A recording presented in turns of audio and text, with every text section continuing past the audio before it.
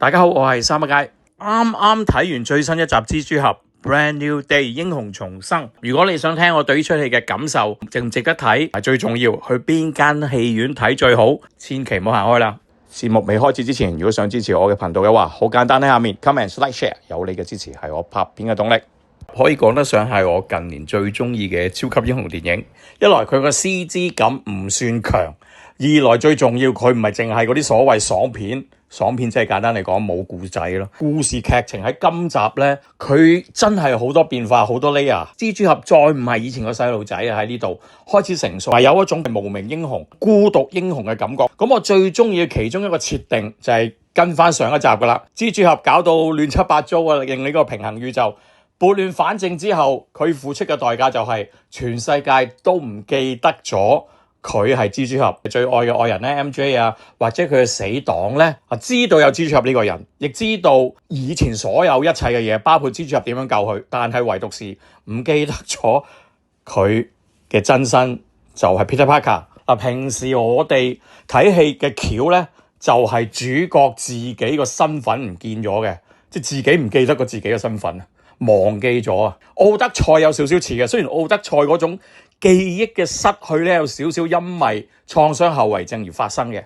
咁無獨有呢出戲咧，你都可以話係創傷後遺症嘅延續嚟嘅喎，對阿 Peter Parker 嚟講。不過有趣就係 Peter Parker 係完全冇失憶嘅，所有嘢記得晒，係佢身邊嘅人對佢嘅記憶或者係身份唔見咗喎。呢種 identity 嘅迷惘咧，就係由外邊引申到主角自身嘅，咁跟住再影響到主角睇戲至講啦，呢度唔劇透啦嘅一啲行為。咁我覺得呢個寫法咧係少有嘅，係好玩嘅。中意佢新嗰件戰衣因為以前嗰幾集蜘蛛俠咧，佢因為有所謂得到Tony 幫手整埋晒啲咩納米嘅戰衣，即係會變形咁滯咧，我就唔中意嗰啲蜘蛛俠嘅戰衣嘅，因為全部都係 CG 黐上去嘅。咁嚟到今集咧，哇就實正咗好多啦，件衫睇到真係着落去嘅。咁我中意今集好多呢啲叫做 back to basic 嘅元素，甚至成個故事佢唔係打啲咩嘅超級大壞蛋，佢打埋晒啲都係街頭嘅壞人賊即係唔係啲好勁啊，即係唔係好似你睇復仇者聯盟 Friendly 嗰種勁人，佢嗰個貼地同你嘅距離拉近咗 Friendly Neighborhood 嘅超級英雄嚟噶嘛。咁呢出戲亦帶咗呢個神髓喺度。另外就係打鬥啦，FH 以上嘅可以講係好過晒而家近呢幾年嘅超級英雄電影。咁呢方面咧就一定要讚下導演啦。導演係拍過上戲嘅，雖然上戲我覺得就麻麻地，但係上戲巴士嗰場打鬥咧，剪接運鏡咧 very good。咁所以對呢位導演咧處理動作場面咧，我係有啲信心嘅。加上相信上戲都係嘅，有成家班龍虎武師幫手咧，咁啲打鬥唔會失到去邊嘅。咁所以打鬥我覺得係合格以上噶啦。喺視覺上邊顏色運用正嘅，特別佢嗰件戰衣好 colourful 嘅，同佢之前嗰幾集個顏色會再 colourful 啲，我中意嘅今集。咁可能佢希望重製翻一啲漫畫嘅味道，所以顏色方面咧飽和度會高咗少少嘅。就係而家缺乏咗呢一類嘅調色或者色調啊。你睇翻雷霆特工隊曼達洛人與古古哇啲顏色淡茂茂嘅。你如果睇翻以前星球大戰嘅顏色，點會用咁嘅 color tone 㗎？冇投訴㗎啦，聲效設計。一來呢出戲係 under Sony 啲戲大部分啲聲咧唔會差到去邊嘅。咁呢出戲咧啲聲咧運用得都唔錯嘅，前去後畫外音都成日會用到。好多場動作戲聲效設計我都中意嘅，例如開場冇幾耐同呢一集真正嗰個壞人叫大壞蛋咧第一場比試嘅戲咧，咁我覺得啲聲唔錯啦。咁另外就係蜘蛛俠同綠巨人Hulk 打鬥嗰場咧都唔錯。MJ 係唔記得咗 Peter Parker 呢個人嘅成個意境咧，竟然同周星馳呢出《大話西遊》呢一幕戲咧好相似。咁我講到呢度咧就點到即止啦。因為再講落去呢，可能會劇透。再加上導演本身呢，一定好鍾意睇港產片。如果唔係上戲，佢都唔會揾梁朝偉嚟演嗰個角色嘅。揀邊間戲院最好呢？不如首先睇睇導演點講。Shot in 239 for our scope, and I think this movie in particular is made for the IMAX experience. 但係好可惜，香港上蜘蛛俠係冇 IMAX 版本嘅，因為 Christopher Nolan 呢，即係而家上緊奧德賽，導演同 IMAX 好好，甚至佢哋傾 deal 嗰陣時呢，奧德賽係要獨佔一段長嘅時間。呢個情況喺年尾會再出現，年尾就係Dune沙丘第3章上映嗰陣時，同樣地 IMAX 已經獨佔咗㗎啦。到時如果你要睇復仇者聯盟最新一集咩 Doomsday 都係有呢個情況發生嘅，冇 IMAX 版本。雖然頭先導演就係講咗2種嘅 aspect ratio， 而家應該會有3種 aspect ratio 嘅 IMAX 1.9:1，咁另外就係香港會睇到一種係 flat 1.85:1，另外一種就係 scope， 即係頭先導演都講咗啦，2.39:1嘅。咁就要視乎間戲院係屬於邊一類型嘅幕啦。我相信應該香港大部分戲院播嘅版本應該係1.85:1，即係換言之，你俾 IMAX 1.9:1咧，唔會睇少太多，睇少少嘅啫。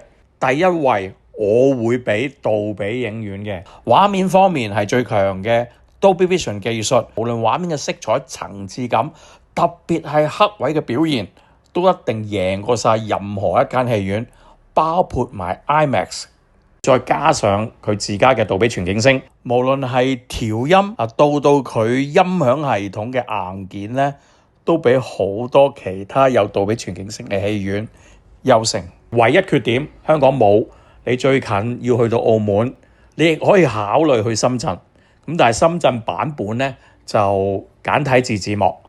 我個人都幾建議大家去深圳試下Dolby Cinema，一來近，二來就兩間個水準唔差嘅。特別我今年末日聖母號兩間我都去過，都係睇末日聖母號，兩間俾我嘅感覺都十分之好。如果唔計澳門啦，香港嘅第一選擇咧就會變咗係喺 Element 嗰兩間最大嘅戲院，因為嗰兩間都擁有中國巨幕，兩間都有 Dolby Atmos， 其中一間甚至有 THX 認證嘅。如果有 THX 認證就去嗰間啦。呢兩間擁有中國巨幕嘅院咧，我都去過，咁我都好滿意佢嘅聲畫表現。咁所以可以的話，可以揀呢間。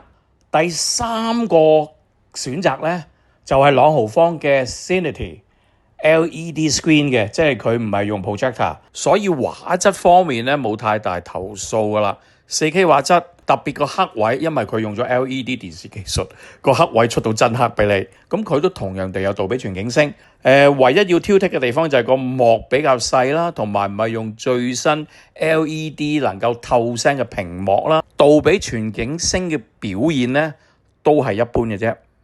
出電影係第一出特別為 Screen X 而拍攝嘅，即係拍嗰陣時已經諗住正畫面左右兩邊嘅伸延，因為好多其他電影佢哋嘅 Screen X 版本呢係拍完套戲之後通過後製而達成左右嗰兩個 side screen， 咁你都可以考慮 X screen 嘅。對我個人嚟講嘅缺點就係個銀幕相對唔係太大，同埋冇杜比全景聲 4DX 或者係 MX4D 呢一隻格式係最特別嘅，佢係好着重體感。簡單嚟講，就好似你去主題樂園玩嗰啲動感影院啊，入邊戲院嘅靈魂就係張凳，因為張凳係會喐嘅，會根據個畫面喐嘅。我覺得係好好玩嘅，佢唔係淨係得張凳喐啊，佢可能會有風啦。會有水花啦，同埋有煙霧咁放出嚟嘅。咁 depends on 出戲點樣做呢個特效啦。咁我個人相信蜘蛛俠咧，亦好適合去呢一類動感影院睇嘅。點解唔會放第一位咧？因為佢嘅銀幕相對比較細啦，同埋冇杜比全景聲嘅。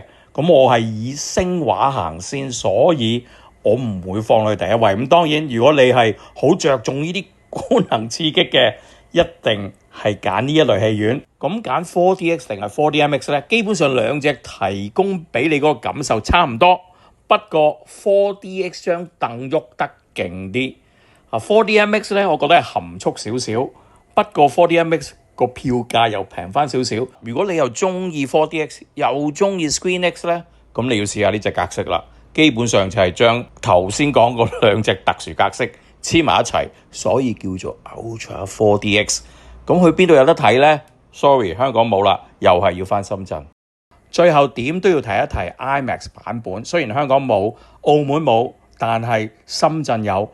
如果有睇開個節目都知道 IMAX 有好多種嘅，我就係好簡單講，去深圳睇得啦。